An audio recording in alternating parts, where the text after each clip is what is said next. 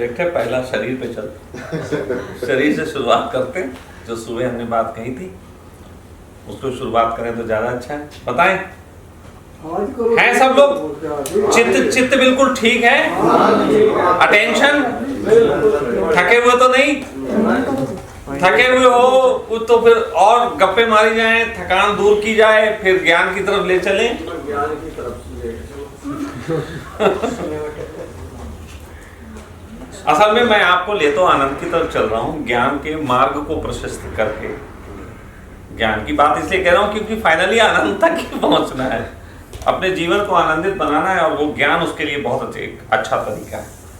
मैं सच कहूं, जैसे स्वामी जी हैं, मैं इनको ज्ञान की श्रेणी में रखता हूं, ज्ञानी की श्रेणी में, कि अपने बुद्धि से ही अपनी चीजों को सब संभाल लेते हैं। तो वो बुद्धि है अपने तरीके से संभालने वाली। अब हम बढ़ते हैं सबसे पहले उस चीज की तरफ जिसकी हम बात कर रहे थे, कि शरीर के तल के 4 ऐसे सत्य हैं जो हमें सत्य तक पहुंचने से रोकते हैं। और वो 4 सत्य ऐसे हैं जिसको आपका संसार भी सत्य मानता है,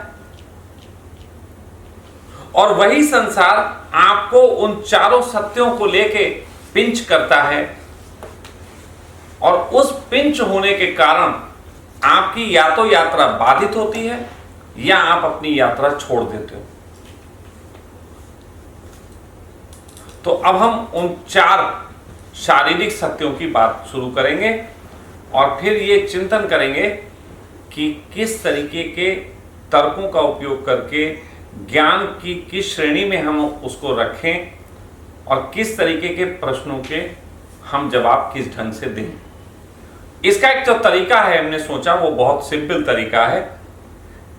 हम एक पहले बात उठाएंगे, फिर वो बात, देखो यहां पे मैं इसलिए नहीं कहा आप लोगों को शामिल करूंगा इस चर्चा में, लेकिन इसलिए नहीं करूंगा कि तर्क वितर्क कुतर्क करने लगो, ठीक है।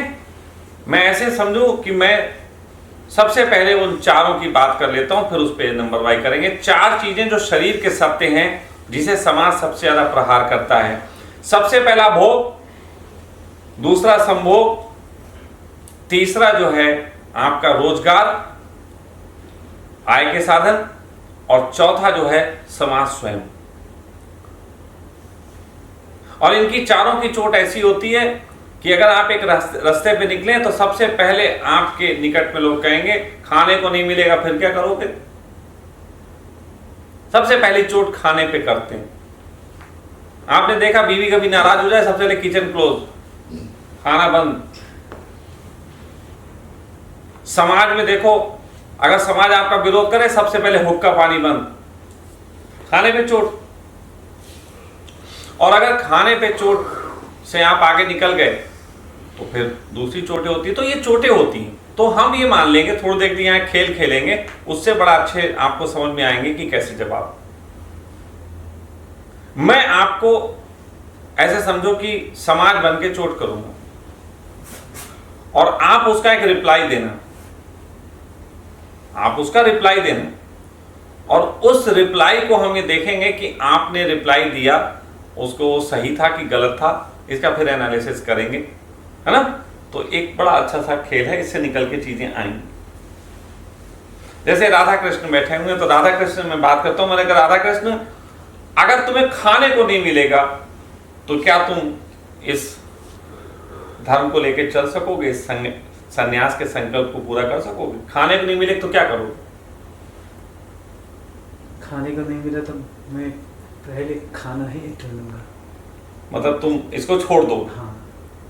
मतलब एक देखो, एक बात निकल के आई कि अगर भाई खाना नहीं मिलेगा हम इस रास्ते को छोड़ देंगे, भाई पहले खाना खाएंगे, ठीक। यानी कि मतलब भोजन के लिए धर्म तक त्यागा जा सकता है, ये चीज है। अब प्रैक्टिकल बात है, मैं इसमें सही गलत किसी को नहीं करूंगा, ये सबके अपने अपने अनुभव है, सबकी अपनी स्थिति है कि वो कहाँ पे खड़ा होकर किस चीज को देखता है। आप बताओ।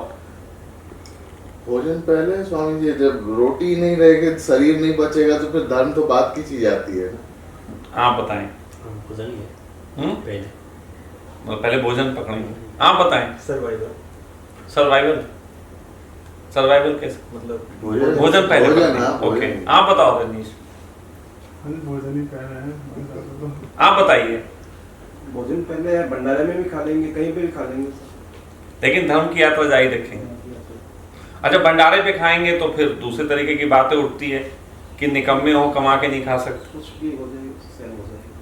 ठीक, मतलब किसी तरीके। आप बताओ। ये तो अपनी इच्छा पर डिपेंड है, किसी को क्या चीज चाह रही, भोजन पहले चाह रहा है, धर्म पहले चाह रहा है। आप अपनी बताओ प्लीज, वो इच्छा नहीं, आप अपनी बताओ। देखो, एक हम निष्कर्ष तक वैसे तो भोजन जरूरी है पहले। हाँ, भोजन जरूरी, निष्कर्ष तक पहुंचना चाहते हैं ना, ताकि एक चीज निकले। वैसे फिलोसफिकल बातें कोई किसी को हम नीचा दिखाने के लिए नहीं, प्रश्न कर रहे हैं, सामान्य से हृदय से एक बात समझ में आए। आप बताओ। भोजन पहले पकड़ेंगे। पप्पू आप बताइए। समझ में नहीं आ रही कुछ। भोजन तो आ रहा है बस। उड़ जा देता हूँ। चलो, समझ नहीं आ रहा, ये भी एक उत्तर है। आप बताओ। भोजन जरूरी स्वामी जी, लेकिन धर्म के मार्ग बढ़ो तो व्यवस्था हो जाती है भोजन के, एक इनडायरेक्ट उस मार्ग में पढ़ते रहो। ठीक है, स्वामी जी आप बताइए। मालेश्वर जी। जी, भोजन ही है जी। भोजन है। ठीक। दिव्या तुम भी बोल दो। हैं? कोई जवाब नहीं बोलो, कोई जवाब दो। अगर कोई जवाब है तो बिल्कुल बोलो, अगर हो तो बोलो। नहीं, कोई जवाब नहीं है। ठीक है, तुम बोलो। तुमसे कह रहे हैं मुझे। अच्छा, अब वो फिलोसफिकल वाला धर्म का वो जो एक पड़ाव था वो तो मेरा खत्म हो चुका है। वो छोड़, लंबी थी, एक शॉर्ट आंसर चाहिए। तो मेरा धर्म ही कर्म है, तो कर्म ही आगे होता है हमेशा। तो कर्म करके खाना आएंगे। तो कर्म की यात्रा करें। आप बताइए। भोजन जरूरी है, नहीं तो भोजन विचार जरूरी। कैसे फैलेंगे। आप बताइए स्वामी। भोजन ही जरूरी है। आप बताओ। धर्म जरूरी है, भोजन तो जंगल में कह कैसे भी पहले धर्म त्याग। ठीक, देखिए, अब ये बात जो है, क्योंकि हम सब यहाँ पे बैठे हुए इस चीज के चिंतन पे कर रहे हैं कि समाज इसी तरीके के प्रहार करता है, और कभी कभी हमें वास्तविक स्थिति में भी ऐसे डाल देता है कि हमारे सामने एक धर्म संकट खड़ा हो जाता है कि खाने को घर वाले देंगे नहीं, फिर हम क्या करेंगे। मैं इसको ऐसे बोलता हूँ, ये एक पहला प्रहार है जो आपके ऊपर किया जा सकता है, और एक सन्यासी को इस चोट से गुजरना पड़ता है। कोई भी सन्यासी चलेगा, या तो उसे ताना मारा जाएगा या उसे किसी तरीके की चीज कही जाएगी। लेकिन आप ये सोचो, भोजन हम कर रहे थे, खाना हम खा रहे थे, सब कुछ कर रहे थे, धर्म की प्यास कहाँ जगी? धर्म की प्यास जगी कि हम सब कुछ करके निराश हो गए थे, तब धर्म की प्यास जगी। और धर्म की प्यास सिर्फ इसलिए समाप्त कर लेंगे कि हमें भोजन नहीं मिलेगा। ये कितनी गड़बड़ बात है। मेरे जीवन में सेम यही प्रश्न उठा, मैं इसका जवाब जबकि पहले दे चुका हूं, यहाँ वीडियो में इसलिए दे रहा, वो मैं वीडियो का लिंक डालूं, वो वहां देख लेना, तो ये लंबा हो जाएगा, इसलिए यही बता रहा हूं। मेरे पिता ने मुझसे सबसे पहले अपने जीवन काल में, जब मैं आध्यात्मिक यात्रा का आरंभ ही किया था, सबसे पहले एक दिन ये कहा, खाने को नहीं मिलेगा ना, सब ध्यान भूल जाओ। सबसे पहला उन्होंने कहा। वास्तविक था, आप जैसे बिल्कुल मुझे भी चिंता हुआ, मैंने बात तो सही कही यार, खाने को नहीं मिलेगा, भूल तो जाऊं। बड़ा लगा मुझे कि यार बात तो सही है, बात तो सही है, क्योंकि भूख पे इतना कंट्रोल नहीं है भाई। लेकिन मैंने कहा कि कोई तो उपाय होगा। पहला उपाय मुझे समझ में आया, मैंने कहा तुम नहीं खाने को दोगे तो मैं कमा लूं। भाई आज तुम मालिक बन रहे हो कि तुम ये करोगे हम खाने को नहीं देंगे, तो मैंने कहा फिर मैं कमा लूं। फिर मैंने कहा कि मैं कमाऊंगा तो कमाने के लिए मैं क्या करूंगा, तो मैं भी एक व्यापार कर लूंगा। लेकिन व्यापार करके तो फिर मैं व्यापार में फंसूंगा ना, और मैं अपने पिता के साथ फंसी तो नहीं रहा हूं जिसकी वजह से वो मुझे खाना छीन रहे हैं। लेकिन खाने के लिए अगर मैंने प्रयास किया और मैं फिर फंस गया, तो बात तो पिता ही जीत गए, फंस तो गया ही ना। वही तो वो चाहता समाज जब तुम पे प्रहार कर रहा, तो सच कहें वो तुम्हें अपने जैसा बनाने की कोशिश कर रहा कि तुम जल्दी से मेरे जैसे हो जाओ, फिर मुझे कोई दिक्कत नहीं। तुम सन्यासी हो इसलिए अखरते हो, तुम मुझसे विपरीत हो इसलिए अखरते हो, तो तुम्हें मैं अपने जैसा बना लूं। तो पहले जब मैंने ये सोचा, फिर मैं थोड़ी देर सोचने के बाद, मेरी सोचने की स्पीड बहुत तेज है, मैं कम समय में समझ गया। मैंने कहा अगर दुकान खोली ना तो फंस लिए, फिर तो हमारे ग्राहक ही हमारे बाप हो जाएंगे। उसी दौरान मुझे अच्छे से याद है, मेरे हाथ कोई उपनिषद लग गई थी, कोई ओशो की ही उपनिषद थी। अब वो कौन सी उपनिषद थी भाई, आई डोंट नो, क्योंकि बहुत सारी उपनिषदें हैं। कोई थी, एक स्वामी जी के यहाँ जाते थे, उनके बहुत किताबें थी, तो एक हम किताबें ऐसी पढ़ते रहे, ऐसी कहीं से खोला पढ़ने लगे, तो कोई उपनिषद थी ओशो की ही, उसमें कहीं लिखा हुआ था कि उपनिषदों के ऋषि बोलते हैं कि जो व्यक्ति पितृहंता नहीं हो सकता वो धार्मिक नहीं हो सकता, धार्मिकता का आरंभ पितृहंता से ही होगा। अब पितृहंता, इसका अर्थ हुआ पिता की हत्या करने वाला, यानी कि ऋषि हत्या करना सिखा रहे हैं। मेरे लिए तो वो भी एक चिंतन का विषय हुआ। मैंने कहा क्या अब हत्या करनी पड़ेगी, वो भी पिता की, ये तो बड़ी गलत बात है। फिर लगा पिता कौन, फिर पिता की परिभाषा में गए, हु इज फादर। फादर वो नहीं जिसने हमें शारीरिक रूप से जन्म दिया, उससे मुक्त नहीं होना, मुक्त हो ही नहीं सकते क्योंकि वो तो खून में है, उसकी हत्या तो संभव ही नहीं है। अगर जन्म देने वाले पिता की हत्या करनी है तो वो इसलिए संभव नहीं है क्योंकि तुम्हारे अंदर वो है, तुम अपनी ही हत्या करो तब उसकी हत्या हो सकती है। फिर पिता की परिभाषा करते करते पता लगा साला जो खाने को देता वही बाप है, जो खाने को देता वही बाप है। मतलब पहले बाप खाने को देगा, ये बाप हो जाता है। फिर अगर तुम दुकान खोल लो तो ग्राहक बाप हो जाता है, अगर तुम नौकरी कर लो तो बॉस बाप हो जाता है, अगर तुम आश्रमों में रहो तो वहां गुरु बाप हो जाता है। जहां भी तुम्हें खाने को मिलेगा वो बाप ही हो। फिर तो मेरी एक बड़ा झंझट हो गया। मैंने कहा यार ये तो बड़ा दिक्कत वाली विषय है, अब बचो तो बचो कहां। तो मैंने अपने तरीके से घास और पत्ते खाने शुरू कर दिए। मुझे यही समझ में आया कुछ भी कर लेंगे, एनर्जी शरीर को देनी है, चलो घास खा लेंगे। शंभूनाथ जैसे लोग भी तो थे जिन्होंने ज्ञान दे दिया था। तो मैंने थोड़ी दिन घास और पत्ते खाने शुरू किए और लगभग 5-6 महीने चला। तो मैं थोड़े से 8, 10, 20 पत्ते खा लेता था और पतला दुबला तो था ही। डायनेमिक में दिन में, उस समय आपको शायद हैरानी होगी, डायनेमिक का पहला चरण जो सांस वाला है वो मैं दिन में 10-10 बार करता था, बस पहले चरण। मुझे अनुभव ऐसा हुआ कि हवाओं में न्यूट्रिशन होते हैं, वो न्यूट्रिशन आप सीधे बॉडी को नहीं दे पाते, इसलिए आप भोजन करते हो और भोजन में जो आप खाते हो वो हवाओं से न्यूट्रिशन लेते हैं। इस तरीके से आपके शरीर में न्यूट्रिशन पहुंचता है और मल के माध्यम से व्यर्थ चीज बाहर चली जाती। लेकिन अगर हम सीधे हवा से न्यूट्रिशन ले सकें तो हमें किसी न्यूट्रिशन के लिए भोजन की जरूरत नहीं। और सीधे न्यूट्रिशन लेने के लिए सिर्फ एक ही चीज है, आपको अपनी बॉडी में एक्सेस ऑक्सीजन या एक्सेस जो एयर है वो पहुंचानी है। जरूरत से ज्यादा पहुंचाओगे तो उसमें फिल्टर होके उसके गुण आ जाएंगे। तो मैं 10-10 बार डायनेमिक करता था और स्वस्थ था, खूब स्वस्थ था। तब मेरी स्वस्थता ऐसी थी कि मैं 50 किलो का बोरा ऐसे पकड़ के उठा के कंधे पर रख लेता था, मतलब और ऐसे फेंक दूं 50 किलो का, ऐसे मतलब पतला दुबला लेकिन ताकत ऐसी। तो मैं ये कहना चाहता हूं मैंने ये किया, लेकिन इसे करते करते एक बड़ी अद्भुत घटना घटी। जब मैं इस लेवल पे पत्ते खा के जीने लगा तभी मुझे कुछ मानने वाले खड़े हो गए जो मुझे पत्ते खाते देखते थे, जो मुझे कुछ करते। बोले आप तो बड़े महान हो, पत्ते खा लेते हो, चलो हम आपको लड्डू खिलाते। पहली बार पता लगा कि शिष्य से खाया जा सकता है।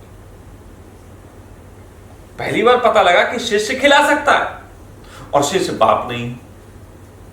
शिष्य हुक्म भी नहीं देगा, पैर भी छुएगा और खाना भी देगा।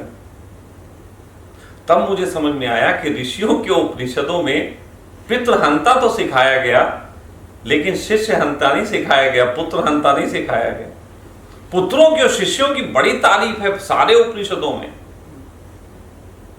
पुत्र और शिष्य की बड़ी तारीफ है क्योंकि पुत्र और शिष्य से जो आता है वो आप पे भोजन भी आता है और आपको एक तरीके से वो आपको प्रेशर नहीं देते, आपकी आत्मा नहीं मारते, आपकी आत्मा नहीं मारते। और तब से ही कुछ ऐसा हो गया कि मेरे जीवन में मेरे भोजन की व्यवस्था मेरे शिष्य ही करते हैं। भाई आज भी मैं अपना ज्ञान ही दे रहा हूं, भले ही वो सखा वेलनेस के नाम से दे रहा हूं, और वही व्यवस्था चल रही। और ये बच्चे ही हैं जो मेरा ख्याल रखते हैं, मेरी सेवा करते हैं, बच्चे ही हैं। अब इन बच्चों को अपना आनंद है, मेरा अपना आनंद है, क्योंकि मेरे सामने वो प्रश्न आया था, उसका उत्तर मुझे मेरे जीवन से यही मिला। अब यही चीज आप सोचो कि आपके जीवन में, तो आप कहोगे क्या फिर हम भी ज्ञान देना शुरू कर दें, हम भी चेले बना लें? सबसे पहला यही प्रश्न दिमाग में आ रहा होगा, हम भी चेले बना लेते हैं। फिर तो ये प्रश्न कोई करेगा हम भी चेले बना लेंगे ना, ये भी उपाय नहीं, क्योंकि ये झूठा होगा, ये बाहर से आरोपित होगा, क्योंकि मेरे अंदर तो नेचुरली घटा, आपके अंदर ये मुझे सुन के घटेगा तो ये आरोपित हो गया। ठीक है, तो ये आरोपण जो है आप कैसे एनकाउंटर करोगे, उसके लिए मैं कुछ बातें बताता हूं। कहानी पूरी सुना के मैं बता दिया कि ये मेरे जीवन का है, लेकिन आपके जीवन में ये घटे तो आप अपने तल पे अलग अलग तरीके से चीजें कह सकते हो। पहली बात तो ये है कि आपको ये समाज ताना मारेगा, अगर सब व्यक्ति देखो, अब आप ही सबको मैं देखो, फिर से चलता हूं और वही प्रश्न होगा और आपके उत्तर भी वही होने चाहिए, और फिर देखोगे अलग चीज हो गई। राधा कृष्ण, आप बताओ कि खाने को नहीं मिलेगा तो क्या करोगे? पहले खाना ही ढूंढोगे, ठीक है। लेकिन सच बात यह है कि आपको जब कोई ये प्रश्न करे तो आप बहुत आराम से कह सकते हैं कि हम आपसे खाना नहीं मांगेंगे।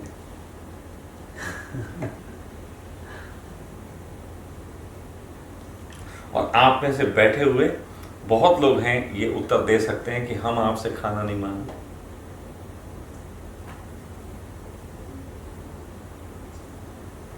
जो ये आपसे कहे कि खाने को नहीं मिलेगा तो क्या करोगे, उसे कह सकते हो हम आपसे मांग नहीं रहे, और जब ये वक्त आएगा हम देख लेंगे। मैंने अपनी जिंदगी में और भी इस्तेमाल किया। मेरी जिंदगी में एक वक्त आया कि एक महिला मेरे साथ रहती थी, तो उस समय घर हम त्याग चुके थे। वो महिला एक जॉब करती थी जिसमें 2-2,500 रुपए उसको सैलरी मिलती थी, वो 2-2,500 में हम घर का खर्चा करते थे। फिर एक वक्त ऐसा हुआ कि उस महिला के पिता जो थे उसको उसी को मतलब किडनैप कर ले गए, अब एक तरीके से गायब हो गई, वो पता ही चली। अब वो चली गई, हम भी खाली, लेकिन हम घर त्याग चुके थे और नौकरी करने का और बिजनेस करने का कोई इच्छा नहीं थी। तो उसी कमरे में हम अपना वक्त बिताते थे। तो हमारे एक मित्र हैं मौलाना जाहिद बेग, उनका जिक्र मैं अपने वीडियो में कई बार कर चुका हूँ। तो एक दिन वो मेरे पास आए, कह लगे और कैसा चल रहा है? मैंने कहा सब मौज। तो कह लगे नहीं वो खाने पीने खर्चे वर्चे कैसे चल रहे हैं? तो मैंने कहा भाई खर्चे की बात ऐसी है, थोड़े बहुत पैसे पड़े थे वो खर्चे होते रहे, अब 100 रुपए बचे हैं। उन्होंने कहा सट्टा खेल। मैंने कहा 100 सट्टा खेल लो? बोले हाँ। बोले 15 रुपए के 1000 बनते हैं तो 100 रुपए में 5-7 नंबर लग जाएंगे, तुम 6-7 नंबर बता दो। तो मैंने उन्हें 6-7 नंबर ऐसे मुंह पे ऐसे या इधर उधर बता दिए। आप विश्वास मानो मेरा सट्टा लग गया, 1000 आ गए। 1000 में फिर 900 खत्म हुए, 100 बचे, फिर सट्टा लगा दिया, फिर फंस गया। अच्छा मैं ये नहीं है कि फिर 1000 का सट्टा लगा दूं, आप लोग सोच रहे होंगे फिर 1000 का लगा देता फिर 10,000 हो जाते, लेकिन नहीं, मैं जितनी जरूरत थी उसके हिसाब से काम करता था और मेरा 5 बार लगातार सट्टा लगा। जब मुझ पे पैसे खत्म हो गए मैं लगा दिया। 2-2.5 महीने उन 5,000 रुपए से मैंने अपना खर्चा चलाया। इसी 5,000 के खर्चे के बीच में एक बार मुझे कुटिया, एक हमारे यहाँ है जैसे होती गुरुद्वारे वालों की कुटिया होती है, कुटिया साहब के बाहर मुझे एक स्त्री जाती दिखी, बाल्टी लेके जा रही थी। मैंने उनसे पूछा आप बाल्टी लेके क्यों जा रहे हो, इसमें क्या है, दूध है? बोले नहीं ये खाली है। तो हमने कहा खाली बाल्टी लेके कुटिया साहब क्यों जा रहे हैं? बोले नहीं खाली ले जा रहे हैं, उधर से दाल ले आएंगे। हमने कहा दाल ले आएंगे मतलब? तो हमने कहा दाल मतलब ऐसे मिलती है? तो बोले हाँ आप जाओ ले सकते हो। तो मैंने कहा रोज ले सकते हैं? बोले हाँ रोज ले सकते हैं। तो मैंने कहा बड़ी अच्छी जुगाड़ समझ में आ गई, कुछ नहीं होगा, एक बाल्टी तो ली जा सकती है। फिर कुटिया साहब है और दाल ले आए तो काफी पूरे दिन के लिए। कहने का अर्थ यह है कि आपने जब इतनी पीड़ा जगत की देखने के बाद धर्म की राह चुनी है, फिर सिर्फ कोई एक तर्क जो आपको भोजन के संबंध में हो तो कोई मतलब कारण नहीं बनता कि धर्म की राह छोड़ी जाए सिर्फ इस भोजन की वजह से। वो भी कुछ लोग दे रहे हैं, वो चाहे पिता हो, चाहे मित्र हो, चाहे कोई हो, सिर्फ इसकी वजह से अपनी आत्मा की हत्या कराना अच्छा नहीं, सिर्फ भोजन की वजह से, ये तो गलत बात है। तो इसलिए आप सबके पास बिल्कुल स्पष्ट होना चाहिए, वक्त आएगा हम सब देख लेंगे, तुमसे हम मांगने नहीं आएंगे। हमें भी कई लोगों ने डायलॉग मारे, पिता के अतिरिक्त भी डायलॉग मारे, तो हमने कहा तुम्हारे घर नहीं आएंगे मांगने, हम अपना इंतजाम कर लेंगे, और कर लिया। और आज उस समय के लोगों ने जो उंगली उठाई थी, उन्हीं लोगों के घरों में खाने की दिक्कतें हो रखी हैं। कुछ लोगों के मैं उनके घर पैसे भेज देता हूं खाने के लिए। कहने का मतलब यह है कि सन्यासी कोई छोटा सोच का व्यक्ति नहीं होना चाहिए। सन्यासी कोई ऐसी चीज नहीं है कि गिरे पड़े आप मतलब नहीं हो। जब मां के पेट से निकले थे भोजन का, तो तब भी यकीन नहीं था मिलेगा कि नहीं मिलेगा, लेकिन एक छाती मिली, उसके बाद जीवन चलता रहा।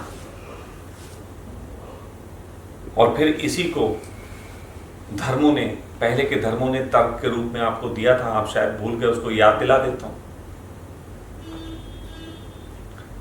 जिसने जीवन दिया वो खाने को भी देगा। ये अंतिम प्रहार है जिसे आप तर्क का उपयोग करके उन लोगों के मुंह बंद कर सकते हैं और अपनी आत्मा की राह जारी रख सकते हैं, अपनी आत्मा को बलवान बना सकते हैं। कई बार मुझसे लोग कहते हैं यार स्वामी जी आपको तो जो है मान लीजिए लोगों ने सपोर्ट कर दिया, या कई बार लोगों को लगता है मेरे पास बहुत शायद धन भरा हुआ है इसीलिए मैं ऐसी बातें करता हूं। ऐसा कुछ नहीं, आत्मिक रूप से बलवान हूं। जिसने जीवन दिया वही खाने को देता। एक बार की बात ऐसी मेरे घर में भी कही थी मेरे ऐसे कि हमने तुम्हारे लिए इतना कुछ किया, तुम हमारे लिए क्या करते हो। मेरे पिता का ये भी एक तर्क रहा कि हमने तुम्हारे लिए इतना कुछ किया, तुमने हमारे लिए क्या किया। हमने कहा मैंने हमेशा गिव एंड टेक दिया। देखो ये तर्क है, ये ज्ञान का शुद्ध तर्क है, और ये अंतिम तर्क है जिसके आगे हर कोई चुप हो जाएगा, हर कोई। और वो तर्क था, मैंने कहा कि बचपन में जब बीमार हुआ ना, आप दुखी हुए थे, हुआ था, आप आनंदित हुए थे, गिव एंड टेक हो गया।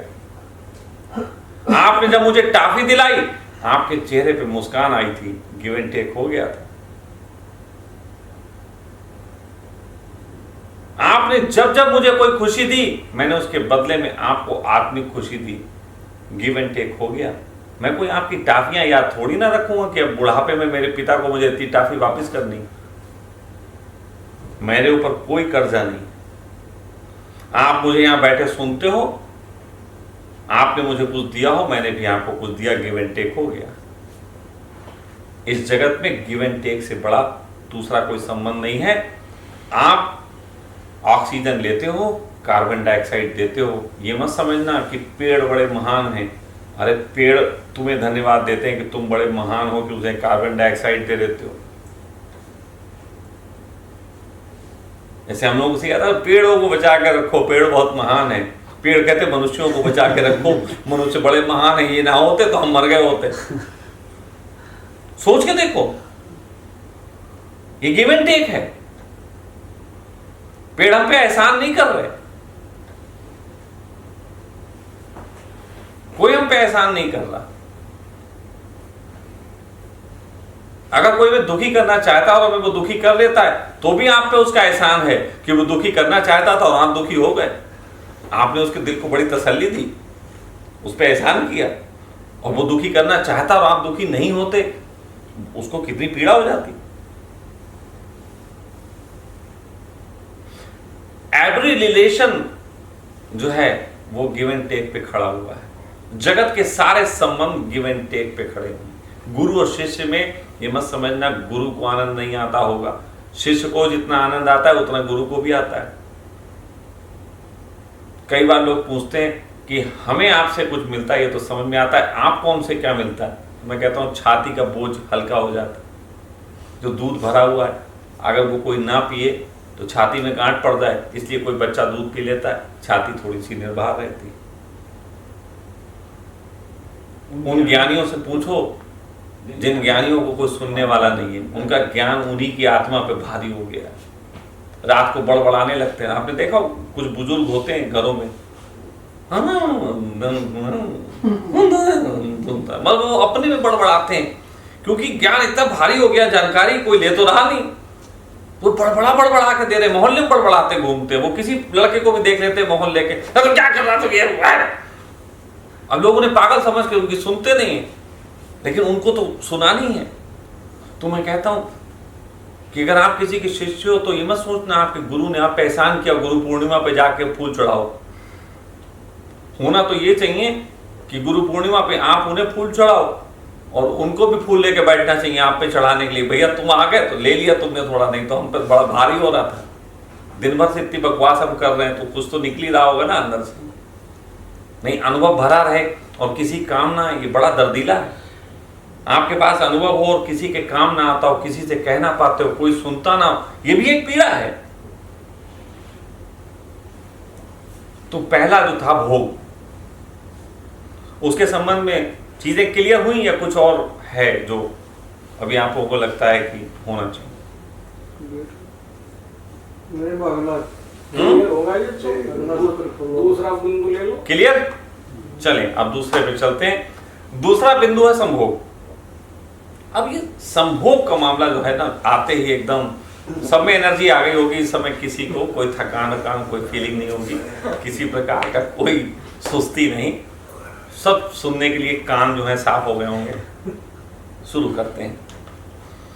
संभोग सत्य की राह में रुकावट कैसे बनता है उसको थोड़ा सा समझ लेते हैं।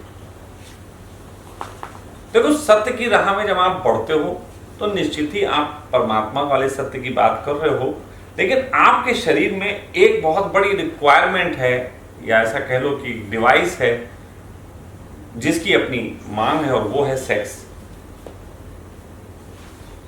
सेक्स की मांग जो है सर्वाधिक इंसान को भटकाती है। परमात्मा के सत्य तक पहुंचने के लिए आपके शरीर का ये सत्य सबसे ज्यादा बड़ी रुकावट है। और ये रुकावट कैसे बनता है? ये रुकावट सिर्फ एक वजह से बनता है, सिर्फ एक वजह से ये रुकावट बनता है कि सेक्स आसानी से उपलब्ध नहीं।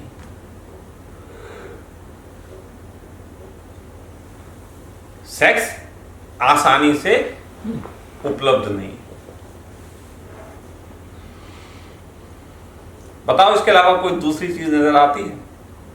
अगर सेक्स, सोच के देखो, सभी लोग अपने 2-2 मिनट आंख बंद कर सकते हैं और सोच के देखें कि जगत में सेक्स बहुत आसानी से उपलब्ध है। जैसे हम कहीं भी थूक देते हैं, कहीं भी कुछ इस तरीके से अपने आप को निवृत्त कर लेते हैं। ऐसी सेक्स उपलब्ध हो तो क्या सेक्स धर्म की राह में रुकावट बनेगा?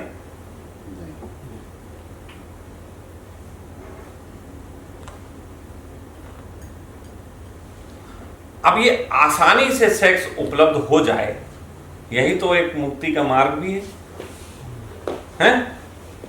हाँ, यही तो है ना। अब आसानी से उपलब्ध होने वाला सेक्स, मैं कहूं कि आपको तो उपलब्ध है, आपको दिखाई नहीं पड़ता कि सेक्स बहुत आसानी से उपलब्ध है। सेक्स बहुत आसानी से आपको उपलब्ध है, लेकिन आपको दिखाई नहीं पड़ता। क्यों नहीं दिखाई पड़ता?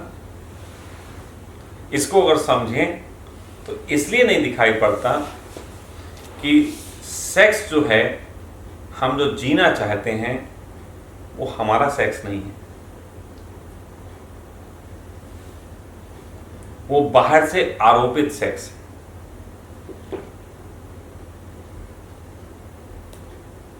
What is sex? सेक्स क्या है? अगर सेक्स जो कि आपके ऊपर प्रेशर है, वो सिर्फ एक और एक चीज है, आपका स्खलन।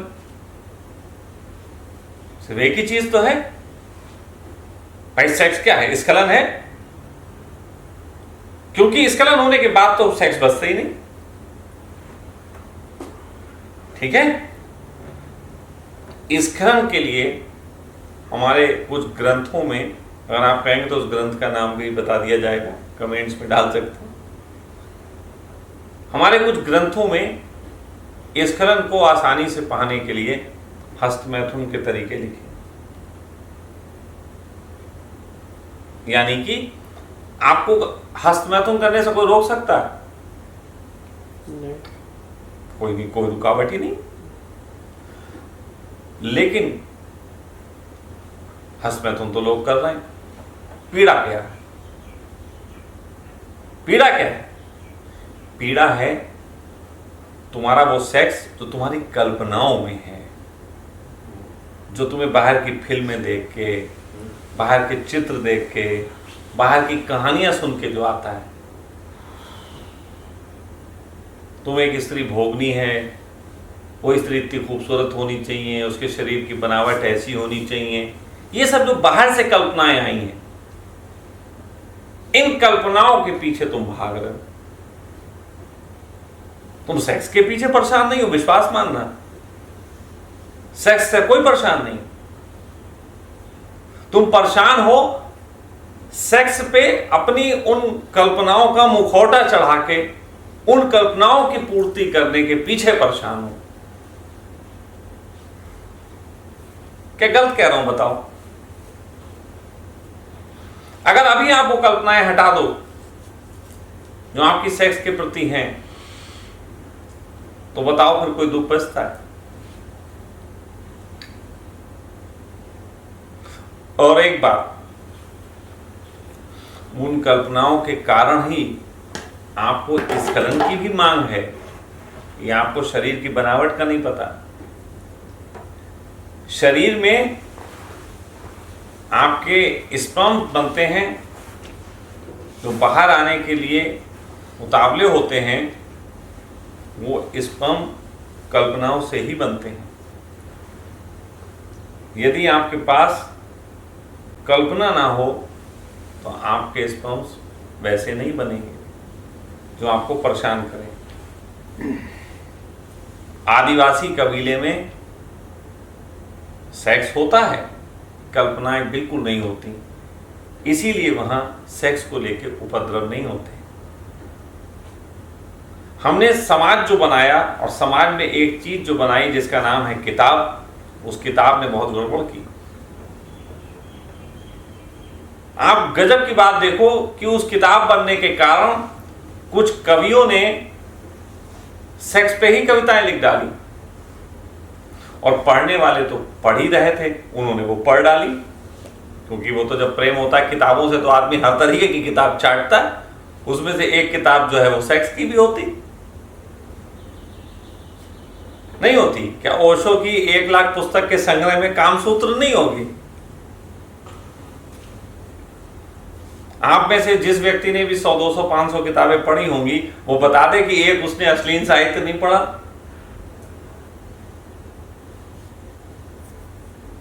मस्तराम वाली कहानियां नहीं पढ़ी।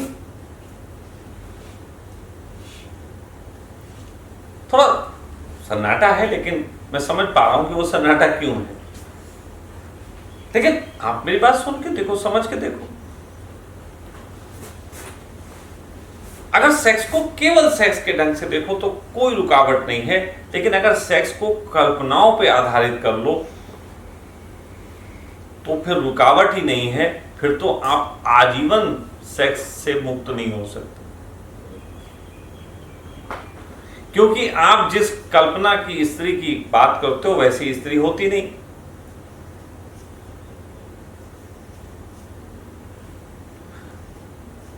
अभी मात्र 2-3 दिन पहले की बात है, एक स्त्री मुझसे चैट में कह रही थी कि पुरुष तो जो है वो सेक्स के लिए स्त्रियों के पास भागता है।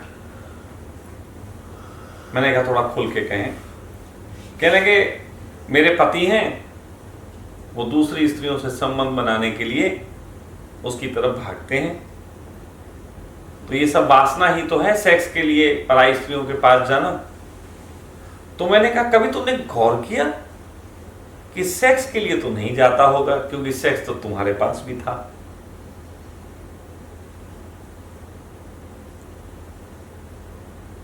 नोटिस करो, ये बात कहीं नहीं गई है आज तक, ये पहली बार ही तुम लोगों के कान में जा रही हो कि सेक्स के लिए कोई पुरुष किसी स्त्री की तरफ क्यों भागेगा। सेक्स तो उस स्त्री के पास भी है जिसे छोड़ के वो दूसरी स्त्री की तरफ भाग रहा है, फिर वो भाग क्यों रहा है। नोटिस करो, उस दूसरी स्त्री में समथिंग मोर, कुछ और है, समथिंग मोर, कुछ और है जो इस स्त्री के पास नहीं मिलता। Something more. अब समथिंग मोर को, अब मजबूरी यह है कि किसी व्यक्ति को बात करने की शैली जो आए, हिंदी में बात करना है तो हिंदी में तो करेगा। अब पुरुष के पास प्रेम प्रकट करने का एक ही तरीका है, वो है सेक्स। अब पुरुष को पैर दबाना तो आते नहीं, बचपन से किसी ने सिखाया नहीं। स्त्री प्रेम करती, पैर दबा लेती। पुरुष को तो प्रेम पैर दबा के हो सकता है, ऐसा कहीं सुना? चाय पिला के हो सकता है, ऐसा सुना? कपड़े धो के प्रेम हो सकता है, पुरुष कर सकता है, ऐसा सुना? उसके बच्चों को पाल के प्रेम हो सकता है, ऐसा सुना? ऐसा हमें असल में ट्रेनिंग नहीं है, पुरुषों को ये ट्रेनिंग नहीं है। लेकिन स्त्रियों को ये ट्रेनिंग है कि तुम जिससे प्रेम करो उसके बच्चे पाल लो, उसके कपड़े धो, उसे खाना खिलाओ, ये सब उनको ट्रेनिंग है। हमको ये ट्रेनिंग नहीं है, मतलब पुरुषों को ये ट्रेनिंग नहीं है, स्त्रियों को ये बचपन से ट्रेनिंग है। तो इनबिल्ट प्रोग्राम है। दोनों के एक्सप्रेशंस जो हैं वो डिफरेंट हैं। ऐसा नहीं कि स्त्री सेक्स नहीं चाहती, स्त्री के लिए प्रेम का मतलब है कपड़े धोना, ऐसा नहीं है। उसके लिए भी सेक्स एक पार्ट है, पुरुष के लिए भी सेक्स एक पार्ट है।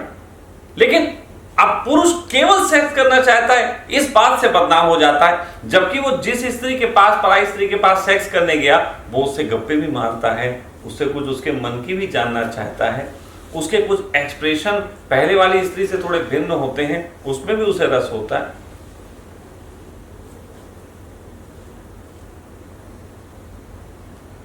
क्या मेरी बातों की गंभीरता समझ में आ रही किसी को, या लग रहा है कि बकवास बात कर रहा है?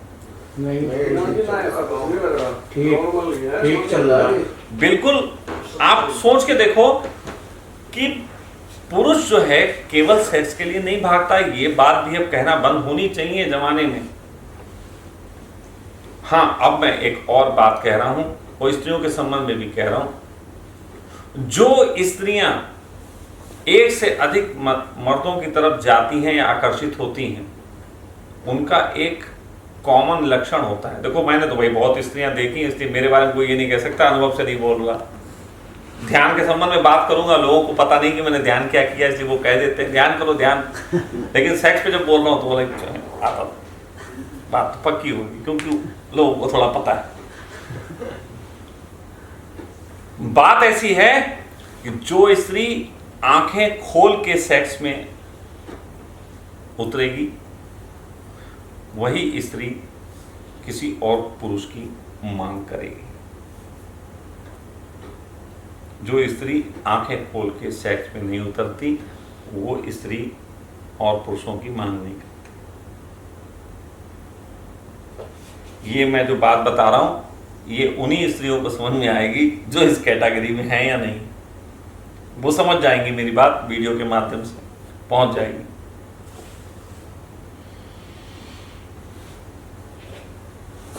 तो फिर क्या? फिर मैं कह रहा हूं कि पुरुष क्यों भागा? पुरुष इसलिए भागा क्योंकि पुरुष जिज्ञासु है। पुरुष का एक कैरेक्टर है जिज्ञासु होना। उस जिज्ञासु होने के कारण वो एक स्त्री से दूसरी स्त्री में छलांग मारता है, सिर्फ इसलिए कि उसके अंदर जिज्ञासा है। जिस स्त्री के अंदर भी जिज्ञासा होगी, वो स्त्री भी छलांग मारेगी। इसीलिए मैंने कहा, आंख खोल के जो स्त्री सेक्स में उतरेगी, वो सेक्स के लिए और पुरुषों में आगेगी, क्योंकि उसकी जिज्ञासा जगेगी। तो पुरुष किसी स्त्री के पास सेक्स के लिए नहीं जाता। गलत है ये बात कि सेक्स के लिए जाता है। सच तो बात यह है वो जिज्ञासा के लिए जाता है, उसकी कोई जिज्ञासा है। वो जिज्ञासा बहुत अलग चीज है। अब ये जब मैंने इतनी सारी बातें कही, इनमें आपको ये चीज समझ में आई कि मैं तुम्हें सेक्स मुक्ति के लिए कुंडली जागरण करके सहस्त्रार्थ पे ऊर्जा चढ़ाने को नहीं बोल रहा।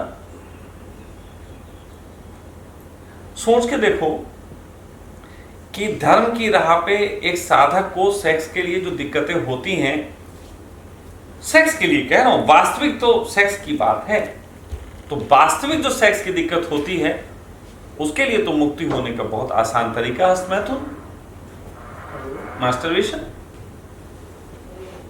उसके लिए जरूरत ही नहीं किसी तरीके की कि हम अपनी सेक्स इच्छाओं की पूर्ति के लिए विवाह करें, बिल्ली के गले में घंटी बांधें या ऐसा कोई बिल्ली पाल ले, इतना लंबा। हाँ, शादी का अनुभव करना हो तो निश्चित शादी करो, लेकिन सेक्स के अनुभव से गुजरने के लिए विवाह करना, ये तो साला बिल्कुल एक गलत चीज है। ऐसा नहीं है जैसे मेरे यहाँ मौलिक है, मौलिक के संबंध में मेरा एक विचार उठता है कि मैं मौलिक का विवाह कराऊं, लेकिन इसलिए नहीं उठता कि मौलिक को सेक्स का आइटम उपलब्ध हो जाए।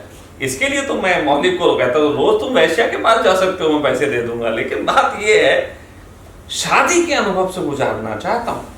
शादी का अनुभव एक गहरा अनुभव है, और शादी का अनुभव है पवित्र तरीके से गुजारना। मतलब वो वैसा वाला भी नहीं गुजारना चाहता हूं कि मतलब मजाकिया वाला, गंभीर एक, मैं गंभीर चित्त का निर्माण चाहता हूं उस लड़के के अंदर। लेकिन शादी के अनुभव के लिए शादी कराना चाहता हूं, सेक्स के अनुभव के लिए शादी नहीं कराना चाहता। अब ज्यादातर धार्मिक लोग जो विवाह से पहले सन्यासी हो जाते हैं, वो विवाह में कूदते हैं सेक्स की वजह से। ऐसा होता है कि नहीं होता? कितने लोग जिनके अंदर सन्यास की पहले बात आ गई हो, वो उसके बाद विवाह, अगर सन्यासी विवाह कर रहा है तो वो सेक्स के लिए कर रहा है। हो रहा कि नहीं हो रहा? और जो आदमी विवाह के बाद सन्यास में उतरा है, वो उसके लिए सेक्स का मायने थोड़े से डिफरेंट हो जाते हैं। उसके लिए कहीं ना कहीं अगर संबंध खराब है, वो भी एक कारण बनता है सन्यास में जाने का।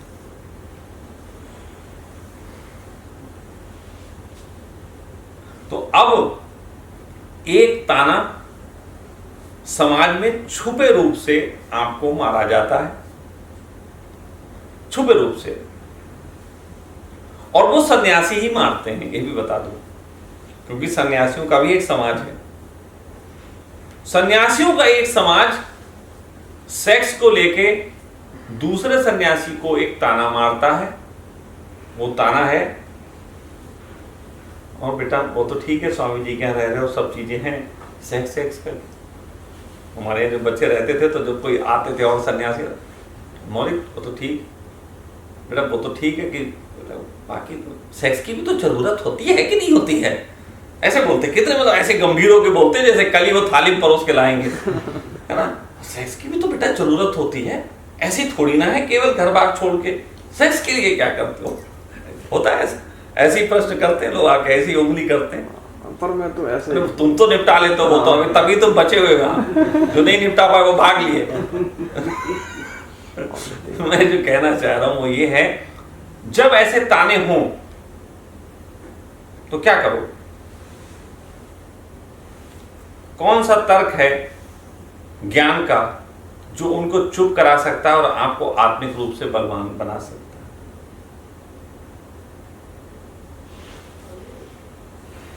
और वो प्रश्न एक ही है, भाई ठीक है सन्यासी न्यासी हो गए, सेक्स की जरूरत का क्या, इसे कैसे पूर्ति करोगे? क्योंकि यहां पे ताना दूसरे टाइप का चलता है। यहां ताना नहीं, यहां संदेह का ताना है।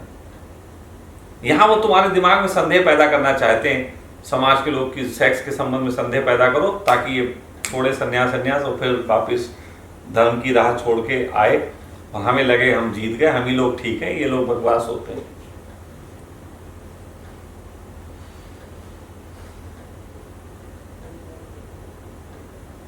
क्या कहोगे? तो मैं तो ये कहूँगा कि मुझे सेक्स के लिए कुछ छोड़ने की जरूरत नहीं, जिस रास्ते पे चल रहा है मुझे मिल जाएगी, मिल जाता है, कर लेता हूं। बहुत अच्छा जवाब। इस सेक्स के लिए कोई राह छोड़ने की जरूरत है? जैसे जैसे भोजन के समय की बात थी कि भोजन की वजह से धर्म की राह छोड़ दें, तो सेक्स की वजह से धर्म की राह छोड़। जैसा जीवन आएगा, जैसी परिस्थिति आएगी, वैसी उसको जी लिया जाए।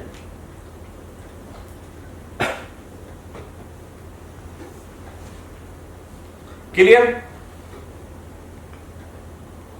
और एक चीज और क्लियर, क्योंकि कई बार पुरुषों के ऊपर आरोपण ये रहा है कि पुरुष जो है पराई स्त्री के पास सेक्स के लिए जाते हैं, तो शायद पहली बार आपने एक नया तर्क सुना होगा कि हम जिज्ञासा के लिए जाते हैं, हम सेक्स के लिए नहीं जाते, सेक्स तो तेरे पास भी उपलब्ध है। कहीं नया था नहीं था? पंच लाइन है आज की? नहीं है, पंच लाइन नहीं है।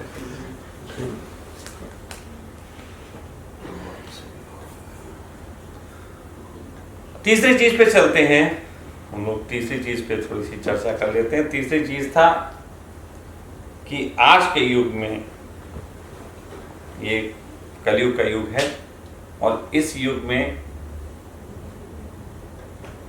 भिक्षांदेही तो चलेगा नहीं। भाई भिक्षांदेही तो चलेगा नहीं, और ये युग वैसा भी नहीं है कि तुम बहुत आसानी के साथ जो है वो फल तोड़ के खा सको, क्योंकि फल के पेड़ अब तो ठेके होने लगे। वो युग भी खत्म हो गया कि जब सन्यासी विचरण करते थे और कहीं से भी फल तोड़ के खा लेते थे, वो भी उस समय नहीं रहा। तो एक बहुत बड़ा सन्यासी के लिए और एक पीड़ादायक बात है आज के युग में, कलयुग के समय में, ये जो युग चल रहा है, और वो है रोजगार। वर्तमान की तरीके के जो रोजगार चल रहे हैं, अगर वो रोजगार करते हैं तो सारी एनर्जी तो रोजगार में ही चली जाती। होता है कि नहीं होता? यही सत्य है स्वामी, बिल्कुल सत्य है। ये सारी एनर्जी तो रोजगार में ही चली जाती। उन्होंने कहा साला शाम का चूल्हा तुम्हारा तो जलेगा आधे घंटे के लिए, हम तो दिन भर जल रहे थे। होता नहीं, शाम के चूल्हा जले इसके लिए आदमी दिन भर जलता है। क्या इस तरीके से पूरे दिन जलने के बाद कोई धर्म बचेगा? या इसी उधेड़ बुन में की व्यवस्था सब ठीक हो जाए, सारी ऊर्जा आपकी धर्म को छोड़ के रोजगार में लग जाती है? अच्छा बताओ, इसको बिल्कुल ऑनेस्टी के साथ स्वीकार करो, किसकी किसकी ऊर्जा धर्म की राह पे चलते चलते रोजगार में लग गई? बताओ।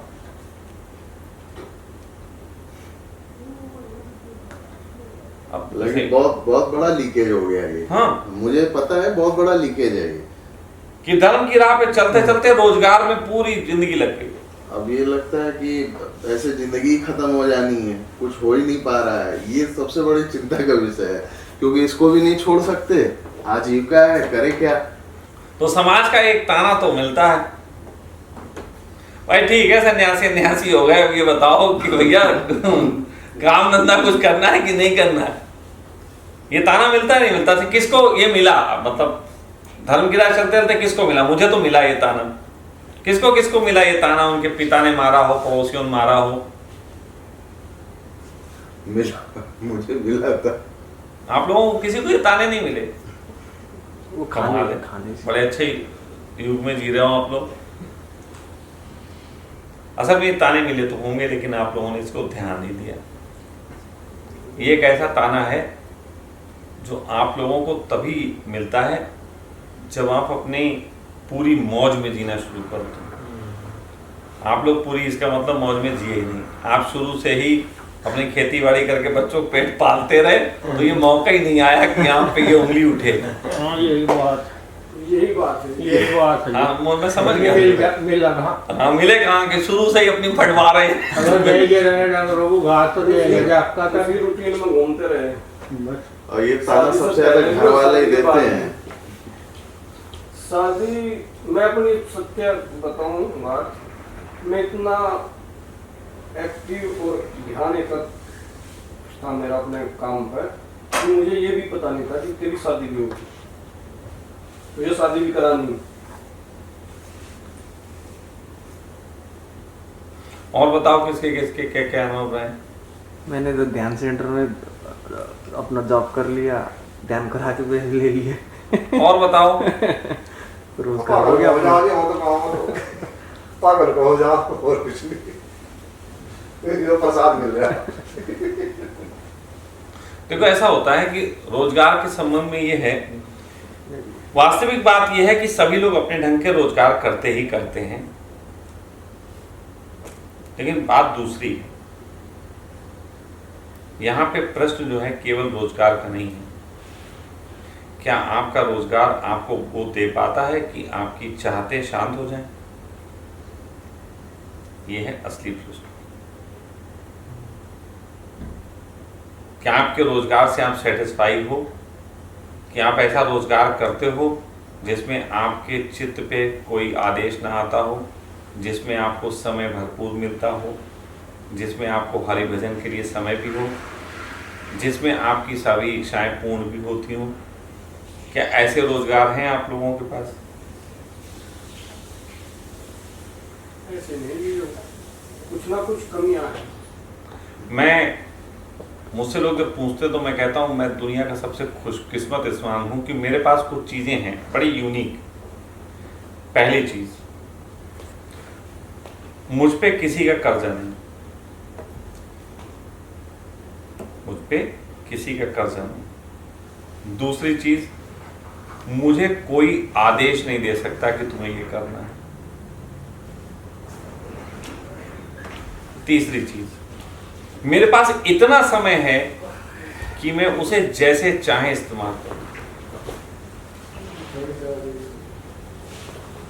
अच्छा, क्या ये तीन चीजें कीमती है कि नहीं?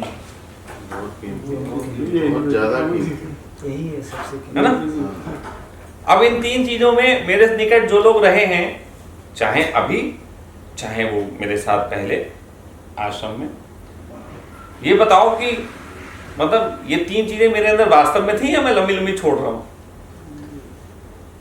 हम मुंडी हिला रहे हो तो मुंडी बेटा वीडियो नहीं आती। ये तो थी आपके पास पहले से, समय भी था, कोई आदेश नहीं आपको दे सकता था, और अपनी इच्छा से आपने जीवन जिया, सब चीजें ठीक है। देखो मेरा यह है कि अगर धन ही कमाना है तो हिप्पी की स्टाइल में कमाना चाहिए कि कम मेहनत और अधिक रिजल्ट। धन ही कमाना तो कम मेहनत से ज्यादा कमाओ। दूसरा यह है कि समय तुम्हारे पास अगर नहीं बचा तो धन का उपयोग क्या? जैसे मेरे अक्सर हमने देखा, उन्होंने कहा और भाई कैसा चल रहा काम था? जी बहुत बढ़िया चल रहा। हमने कहा यार वो तुम मौसी की लड़के की शादी में दिखे नहीं थे। बोले यार भैया देखो धंधा ऐसा है, छोड़ के जा ही नहीं पाते। तो ऐसे धंधे का फायदा ही क्या कि तुम न शादी में जा पा रहे, न घूमने जा पा रहे, न कहीं कुछ जा रहे, समय तुम पे है ही नहीं, धंधे में ही सब समय जा रहा है। मतलब भैंस पाली थी कि दूध मिलेगा, और दूध इसलिए नहीं निकाल के पी पा रहे कि वो जो है सारा कुछ तो जो है ऊर्जा उसी में जा रही, कहीं जा नहीं पा रहे भैंस के चक्कर में। तो हमारे एक जानने वाले, वाकई में उनकी डेयरी थी, तो वो जब एक फंक्शन में नहीं आए, मैंने पूछा क्या कहने लगे, भाई इसलिए नहीं आ पाए कि फिर भैंस कौन दुएगा? मैंने कहा भैंस ने बड़ा कीमती नौकर रखा हुआ, भैंस ने खुद को दुआने के लिए बड़ा कीमती नौकर रखा। समाज की तो यही हालत है, ये उल्टी है। भाई यही तो बात मैं कह रहा हूं कि अगर आप कमा भी रहे हो और आप पे समय नहीं है तो क्या फायदा? दूसरी बात, आप कमा रहे हो और दूसरों की सुननी पड़ रही है तो भी क्या फायदा?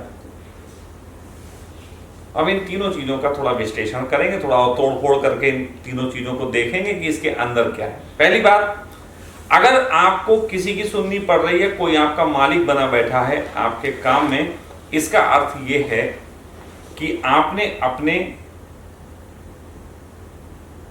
अंदर को सुन के काम नहीं किया, अंदर के हृदय को सुन के आपने काम का चुनाव नहीं किया। यानी कि आपका जो रोजगार है, आपका जो कार्य है, वो है जो आपके मन से मेल नहीं खाता। अगर मौज से मेल खाता तो फिर आपका कोई मालिक नहीं होता, आपकी मौज होती, आपकी मौज ही मालकियत होती। भाई मेरा काम क्यों है? क्योंकि मेरी मौज वाला काम है, मुझे यही पसंद है। अभी मैं कार करने के लिए दुकान खोल के बैठ जाऊं, मर जाऊंगा, आत्मा मेरी मर जाएगी, क्योंकि मेरा वो स्वभाव नहीं। और जब दुकानें खोली थी तो मेरी आत्मा मरी थी, मैं जानता हूं।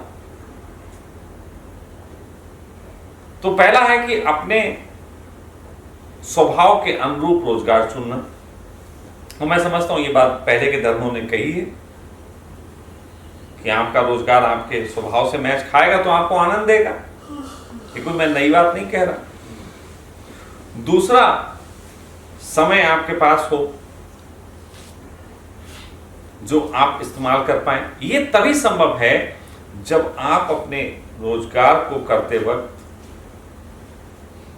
मैनेजमेंट को सही इस्तेमाल करो। मैनेजमेंट का क्या मतलब है? मैनेजमेंट का अर्थ होता है कि अपने निकट जो अपने लोग हैं सहयोगी, वो ऐसे चुनने चाहिए जो उसी काम के लिए बने हों, उसी काम को परफेक्ट कर पाए और उनको भी उस कार्य में मजा आए। जब आपके सहयोगियों को आप जो काम देते हैं वो वही देते हैं जिसमें उन्हें मजा आता है, तो वो उसको अच्छे ढंग से निभा पाते हैं और आपके पास समय की बचत होती है। अगर आपने सहयोगी ऐसे रखे जिनको आप वो काम दे रहे हैं जिससे उनके मन पे भारी है, तो धीरे धीरे स्थिति ये होगी कि वो लोग जो हैं गलत काम करेंगे और उसको संभालने के लिए आपको समय लगाना पड़ेगा, फिर आपके पास समय नहीं रहेगा। मैनेजमेंट एक काम का बहुत महत्वपूर्ण अंग है। मैनेजमेंट से समय बचाया जाता है और समय बचाने के लिए कभी कभी थोड़ा धन ज्यादा भी खर्च करना पड़ता है, क्योंकि जब समय बचाना है थोड़ा धन खर्चा भी करना पड़ेगा। और हर चीज तुम ही करोगे तो फिर तो समय नहीं बचेगा। कुछ काम दूसरों को बांटने पड़ते हैं, जब दूसरों को बांटोगे तो फिर धन भी खर्च होगा, उन्हें देना पड़ेगा।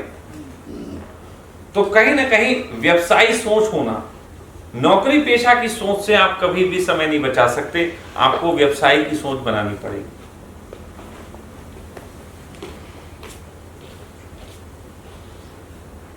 आ रही मेरी बात समझ में, या फिर इस टॉपिक में मुझे लग रहा है कुछ नहीं है? नहीं, सही है, सही है। ये तो सबसे प्रैक्टिकल बात है। सबसे प्रैक्टिकल बात है। सर, नौकरी की जो बात आप कह रहे हैं, नौकरी के लिए तो आप दूसरे को कमा के जाएंगे। तो आपको व्यवसाय की सोच, हर सन्यासी को मुझे लगता है व्यवसायिक सोच होनी चाहिए।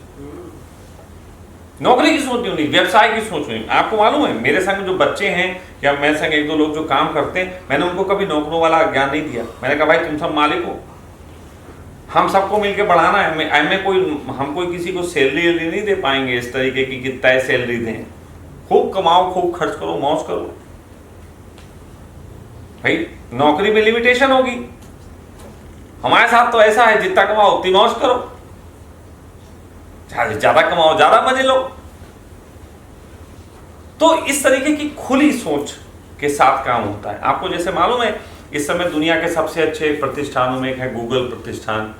अब गूगल क्या करता है? गूगल के पास दुनिया के सर्वश्रेष्ठ दिमाग उसने अपने पास रख रखे, लेकिन सबको आजादी दे रखी, जितना चाहे खाओ। आजकल के नए जो ऑफिस होते हैं वैसे होते हैं, जितनी चाहे कॉफी पियो, जितनी चाहे चाय पियो, जितना चाहे आप वहां पे आराम से बैठो, लैपटॉप पे काम करो। यहाँ तक कि अब ऑफिसों में बिस्तर भी लगवाने शुरू कर दिए। अपने ऑफिस में बिस्तर हैं, अपना काम करते करते नींद आए सो भी लेना, 10 मिनट में अब सो लो अपना 1 घंटे, उसके बाद उठ के कर लो काम।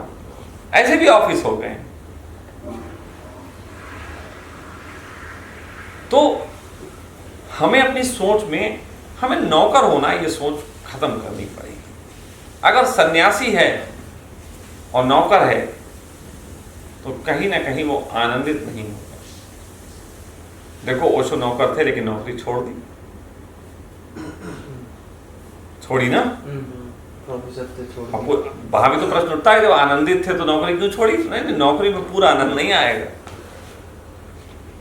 नौकरी तो हमें उससे आगे कुछ एक चीज प्लान करनी पड़ेगी। अगर नौकरी में है ठीक है, नौकरी में भी सब कुछ चल सकता है। यहाँ कई लोग हैं जो नौकरियां करते हैं, चल तो रहा है मामला, मतलब वो चलना ऐसे ये चल तो रहा ही है, लेकिन वो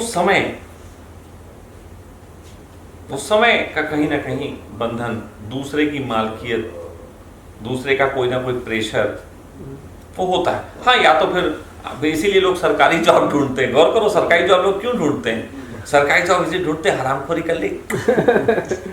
देखो ये मुस्कुराया कितनी जोर से, सरकारी जॉब वाला है ना। हमारी तो स्वामी जी ऐसे ही है। हमें मालूम था थोड़ी देर बाद ये आने वाला था, तो इसलिए हमने ये बात ले आए कि सरकारी नौकरियां ऐसी लोग ढूंढते हैं कि मिल जाए जिसमें हरामखोरी हो सके। हमारे मित्र हैं जो कि हमें कभी मिले नहीं, लेकिन मित्र हैं, हमसे उम्र में काफ़ी बड़े थे और उनकी मृत्यु भी बहुत पहले हो गई, लेकिन वो फिर भी मैं उन्हें मित्र मानता हूँ क्योंकि उनकी कहानियाँ हमारे पास हैं। रमेश कुमार की जॉब लगी, वो इंजीनियर थे रेडियो स्टेशन में, आकाशवाणी में। एक बार उनका प्रमोशन आया कि आपका प्रमोशन हो रहा है। उन्होंने प्रमोशन लेने से मना कर दिया कि प्रमोशन चाहिए नहीं। उन्होंने कहा कि भाई प्रमोशन क्यों नहीं चाहिए यार, लोग प्रमोशन के लिए परेशान रहते हैं, तुम्हें ऑफिसर बना रहे हैं। बोले आप हमें ऑफिसर तो बना रहे हो लेकिन जिम्मेदार भी बना रहे हो, और मैंने ये नौकरी की ही इसलिए थी कि इसमें मुझे ज़्यादा काम नहीं करना है और मेरा समय बचा रहेगा, हरामखोरी पूरी चलती रहेगी। मैंने की और उसी शर्त पे मैं पूरी जिंदगी करने को तैयार हूँ, मुझे कोई आपत्ति नहीं है, मुझे कोई प्रमोशन नहीं चाहिए। उन्होंने अपनी 20-25 साल की नौकरी में, उन्होंने जो भी की 20-25 साल, उनका कोई प्रमोशन नहीं। जिस पे लगे उसी पे रहे, उन्होंने लिया ही नहीं।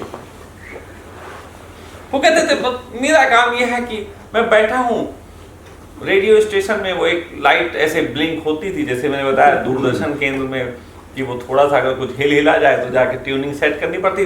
रेडियो स्टेशन पे उनकी जॉब थी वो ऐसे कि वो लाइट होती थी ब्लिंक, देखना है अगर वो लाइट 5 मिनट तक ब्लिंक ना हो तो समझ जाना है कि मतलब गड़बड़ है।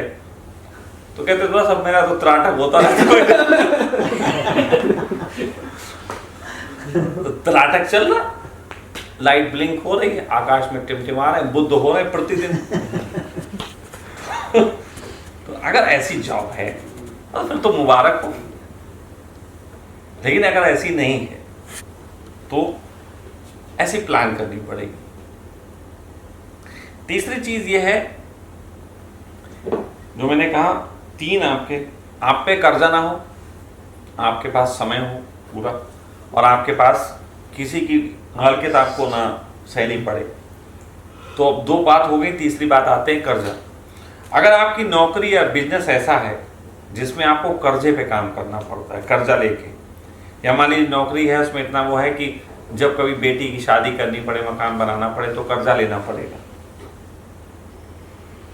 यदि आपके ऊपर कर्जे का प्रेशर है, चाहे बिजनेस चाहे कुछ, विश्वास मानिए कर्जे के प्रेशर वाला व्यक्ति कभी आध्यात्मिक जर्नी नहीं कर सकता। देखो मैं बहुत दूर की बात बोल रहा हूँ, अगर आपके ऊपर हालांकि किसी का कर्जा है, कैसे आपको आध्यात्मिक यात्रा हो पाएगी? आध्यात्मिक यात्रा तो वही हो सकती निर्द्वंद होके, और कर्जा है तो द्वंद्व आ ही गया, क्या निपटाना, नहीं तो वो किस्त आय देनी पड़ेगी। कर्जा एक बहुत आपकी आत्मा की हत्या करता है। तो तीसरी कोशिश ये होनी चाहिए कि आपको कर्जे के बगैर काम करने की कला सीखनी चाहिए।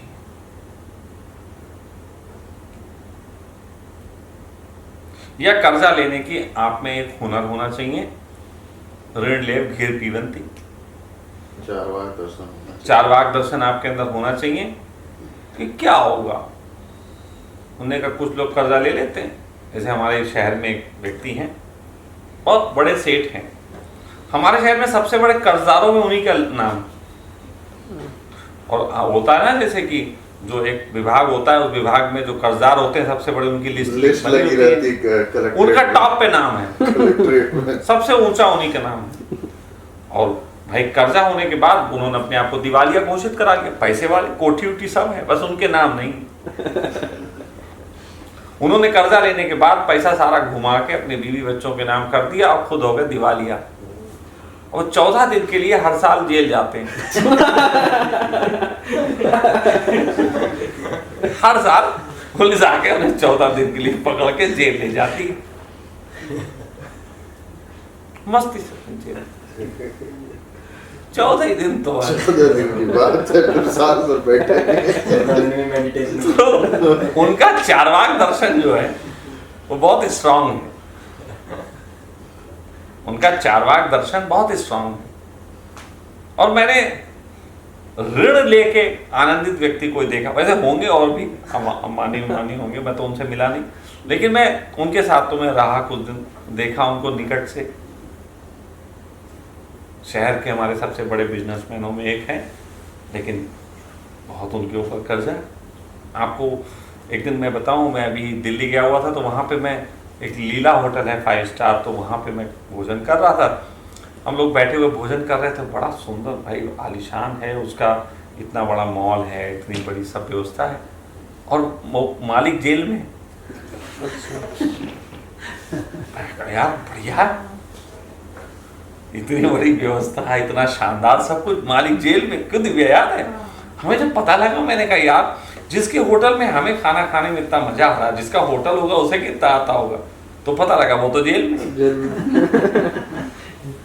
लेकिन व्यवस्था चल रही, होटल के सारे एम्प्लॉय हैं, उनको पेमेंट भी मिल रहा है, होटल फायदे में भी जा रहा है, शेयर मार्केट वगैरह सब कुछ उसका सही चल रहा है उसकी, लेकिन वो जेल में।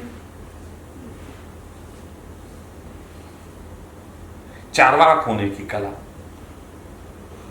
तो या तो चारवाक होने की कला हो, और अगर आप ईमानदार हैं और किसी का रख नहीं सकते, किसी का मारने की नीयत नहीं है, आपके पास बहुत अंदर से मतलब आप शुद्ध व्यक्ति हो, नैतिक व्यक्ति हो, तो आपकी आत्मा को मारने में 100 रुपए का कर्जा भी बड़ा सहयोगी सिद्ध होगा।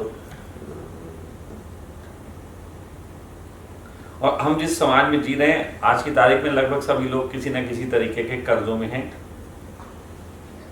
किसी की गाड़ी की किस्त है, किसी के मकान की किस्त है, किसी के तो बच्चे आजकल किस्तों पे पढ़ रहे हैं, किसी के बच्चे किस्तों पे पढ़ रहे हैं, किसी का रेफ्रिजरेटर भी किस्तों पे आया है, किस्तों पे बहुत कुछ चल रहा है आजकल। तो ऐसी कंडीशन में इस विषय पे इसलिए मैंने चर्चा की कि रोजगार को किस तरीके से बनाया जाना चाहिए। 3 बातें मेरे सजेशन हैं। यहाँ पे कमेंट्स नहीं हैं, यहाँ मैं समाज कमेंट्स करेगा ऐसा नहीं कहूँगा। समाज इतना तो कहता है भाई करोगे क्या, जैसे मैं आपको फॉर एग्जांपल बताता हूँ अपना एक किस्सा, तो चलो बातों बातों में मेरी जिंदगी की असलियत किससे निकल गई, क्योंकि मुझे तो सभी सामना करना पड़ा सभी बातों का, मतलब मेरी मैक्सिमम परीक्षाएं हैं। एक बार मेरे पिता ने ही, मैं तो संन्यास लेने के बाद मतलब हरामखोर हो ही चुका था, तो एक दिन मैं बैठा हुआ था ऐसे ही, मेरा एक मतलब जगह है, प्लॉट है, शहर का हार्ट ऑफ सिटी प्लॉट है, बहुत कीमती प्लॉट है, तो उस पर कोई काम नहीं चल रहा था, खाली था उस समय, तो वो प्लॉट था, कभी को वहाँ हमारे पिता का कोल्ड डिपो होता था, तो वो खाली पड़ा, वहीं पे हम लोग बैठे हुए, 2 हमारे मित्र थे, विजय मेहता और हम दोनों बैठे हुए। मेरे पिताजी आते हैं साइकिल से, खेत से आए थे, तो साइकिल से आने के बाद मेरे पिताजी ऐसे करके खड़े होते हैं, साइकिल पे एक पैर नीचे टिका कर कहते हैं बस संन्यास ले लिया, चलो ठीक है, कुछ करोगे कि नहीं करोगे। ये प्रश्न सन्यासियों को ऐसे उठता है, कुछ करना है कि नहीं करना है, संन्यास ले लिया, ही हाँ करते रहो बस जिंदगी भर। तो मैं तो डायलॉग मारा ना, हाँ हम ओसो सन्यासी हैं, ऐसे नहीं है जोरबादा बुद्धा होते हैं, हम कुछ भी कर लेंगे। तुम्हारे पापा बोले कुछ करके दिखाओ। अब हमने भी डायलॉग मार दिया जितनी समझ थी, हमने कहा लाओ कुछ दो फिर कुछ करें। हमारे पिता ने ऐसे जेब में हाथ डाला, ऐसे करके रुपए पे 1500 रुपए थे, कह लगे करो 1500 रुपए क्या कर सकते हैं। ठीक है मानता हूँ 1500 की बात मैं कर रहा हूँ, तो 97-8 की बात कर रहा हूँ, लेकिन 97-8 में भी 1500 क्या कर लोगे। आप लोग हैरान हो गए, मैंने 1500 रुपए से रेस्टोरेंट शुरू किया, 1500 रुपए से घर के बर्तन उठा डाले, है ना, किराए की कुर्सियां ले आके मेजे ला के डाल ली।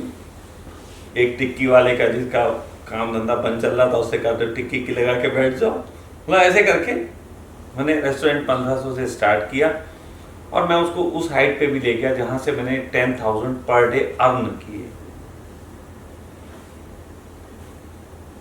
करके दिखाया।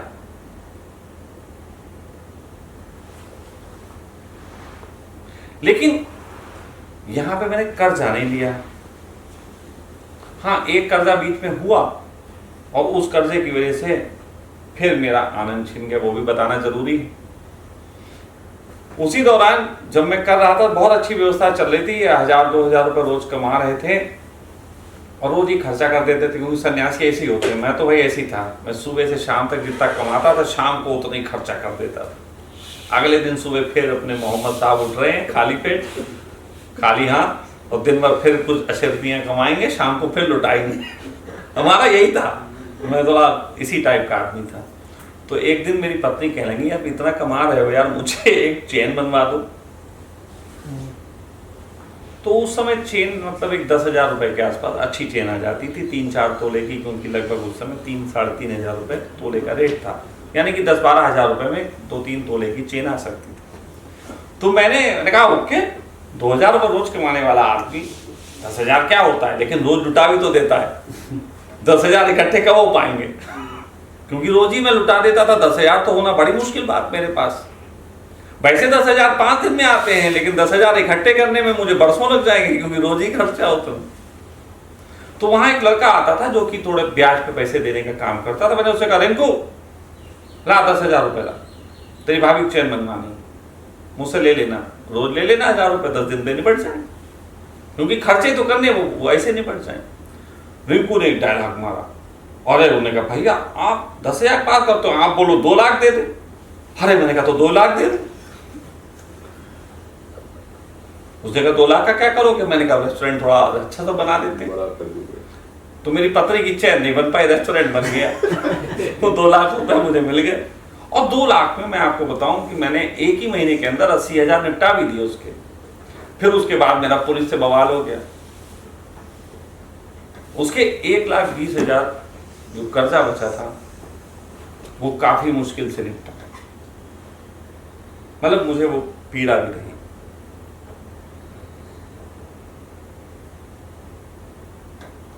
कहना ये चाहता हूं कि सब कुछ आनंद से चल रहा था, लेकिन वो जो 2 लाख का मैंने अचानक किया, वो एकदम सब जो बड़ा बड़ा दिखा, तो पूरी व्यवस्था प्रशासन सबको देखने लगा इनसे रिश्वत ली जाए। वो मेरा स्वभाव नहीं, तो फिर लड़ाइयाँ हो गई, काम धंधे पर असर। कहने का मतलब ये है कि जितनी चादर हो, अगर उतने में आप पैर अच्छे फैला सके, बिजनेस की ये भी एक ट्रिक होती है। मेरे अपने तरीके से मैं 0 से चल के सम्राट हो सकता हूं, लेकिन अगर मैं बहुत ज्यादा सम्राट होने की कोशिश करता तो 0 हो जाता। आज की तारीख में भी ऐसा है कि मैं जिस कार्य को कर रहा हूँ, बहुत लोग बहुत तरीके के इसमें प्रलोभन और सब देते हैं, चीजें हैं, और मैं इसको बूम करने के लिए कई बार ये होता है कि लोन ले लो, ये ले लो, वो ले लो, लेकिन मैं कहता हूँ नहीं, जितना है उससे ही हम कर लेंगे। हम धीरे धीरे शस्त्र इकट्ठे करेंगे और महाभारत कर लेंगे। तो ये भी एक ढंग है। तो 3 बातें निकल के आई हैं, अगर आप लोग उस 3 बातों पे गौर करें। पहली बात कि यदि आपको कुछ करना है रोजगार, तो आपको व्यापारिक सोच बनानी पड़ेगी। व्यापारिक सोच के तहत आप अपने जीवन में समय बचा पाओगे। व्यापारिक सोच के साथ साथ आपको मैनेजमेंट बनाना पड़ेगा। उस मैनेजमेंट की वजह से आप समय बचा पाओगे। और तीसरी चीज कि आपको इन दोनों के साथ ये भी ध्यान रखना है कि अपनी सामर्थ्य के अनुसार आपको कार्य सोचना है, चाहे वो 1,500 रुपए से रेस्टोरेंट बनाना, जितनी सामर्थ्य है उसमें सोचो। व्यवसाय का तरीका यही है। फिर इन सब पे बहुत बड़ी बात, वो सबसे कीमती है जो मैं सबसे आखिर में बताने जा रहा हूं, वो ये है शर्म त्यागनी पड़ेगी।